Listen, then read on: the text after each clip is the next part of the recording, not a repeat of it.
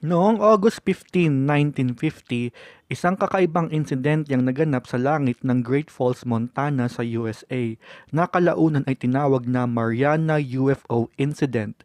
Sa araw na iyon, bandang 11:25 ng umaga, si Nick Mariana, ang general manager ng minor league baseball team ng Great Falls Electrics, kasama ang kanyang sekretary na si Virginia Ronig, ay nag-iinspeksyon sa bakanting Legion Stadium nang mapansin nilang isang maliwanag at kakaibang liwanag sa itaas. Ayon sa mga ulat, dalawang silvery object ang mabilis na lumipad sa kalangitan, tila umiikot habang naglalakbay at sumasalamin sa sikat ng araw. Dahil sa kakaibang tanawin, tumakbo si Mariana sa kanyang kotse, kumuha ng 16 mm na kamera at naitala ang hindi pangkaraniwang pangyayari.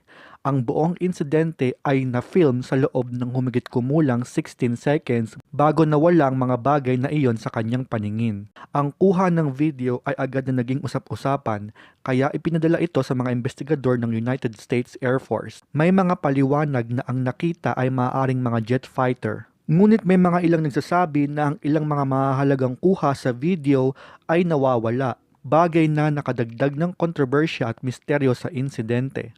Mula noon, ang Mariana UFO incident ay nananatiling isa sa mga pinakaunang recorded na UFO sighting at ikinuwento at inuulat sa kasaysayan. Kahit na maraming skeptiko ang nagsasabing maaaring misinterpretasyon lamang o natural na fenomena ang dahilan ng nakita, hindi pa rin ganap na naipapaliwanag ang buong pangyayari. Ang insidenteng ito ay nagbigay daan sa mas malalim na pagtalakay tungkol sa mga hindi maipaliwanag na pangyayari sa himpapawid at naging bahagi ng mas malawak na diskusyon tungkol sa posibilidad ng extraterrestrial. Ito rin ay nagpapaalala sa atin sa kabila ng modernong teknolohiya, maraming bagay pa rin ang nananatiling misteryo sa ating mundo at kalawakan.